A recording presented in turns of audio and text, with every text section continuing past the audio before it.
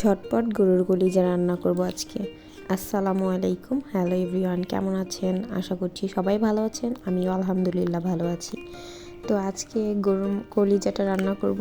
তো আমি ফার্স্টে ফ্রাই প্যানে একটু তেল গরুর কলিজার সাথে মিশিয়ে নিয়েছিলাম একটু হলুদ দিয়ে।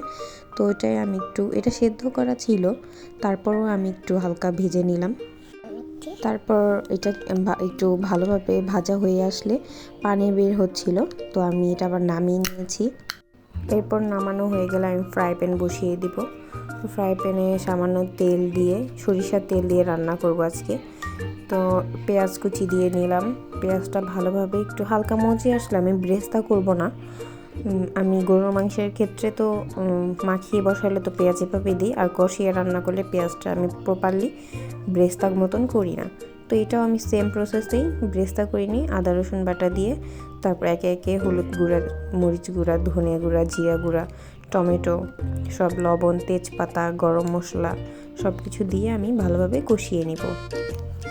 তরকারির ক্ষেত্রে কষানোটাই সবচাইতে মেন, যত কষাবেন তত নাকি মজা। এখানে আমি তেল না ওঠা পর্যন্ত আমি ভালোভাবে কষিয়ে নিচ্ছি।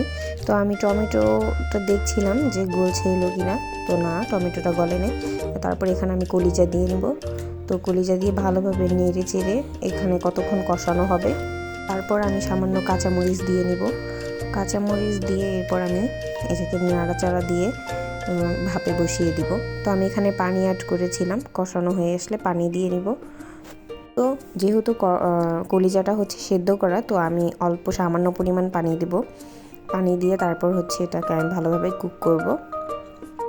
তো এখানে টমেটো প্রায় গলে গিয়েছিল, তো আমি সুন্দর করে নাড়াচাড়া দিয়ে ঢেকে দিলাম। প্রায় 10 মিনিট পর আমি উঠিয়ে ঢাকনাটা দেখলাম যে পানি পুরাই শুকিয়ে গিয়েছে।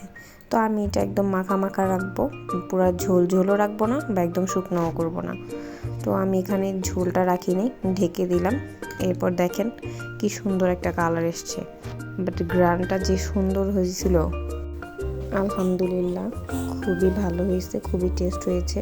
আপনাদের যদি ভিডিওটি ভালো লাগে অবশ্যই লাইক, কমেন্ট, শেয়ার করে সাবস্ক্রাইব করে পাশে থাকবেন। দেখেন আমার রান্না প্রায় শেষ, কি সুন্দর কালার হয়েছে। আপনারা এভাবে ট্রাই করে দেখবেন, খুবই মজা হয়েছিল আলহামদুলিল্লাহ।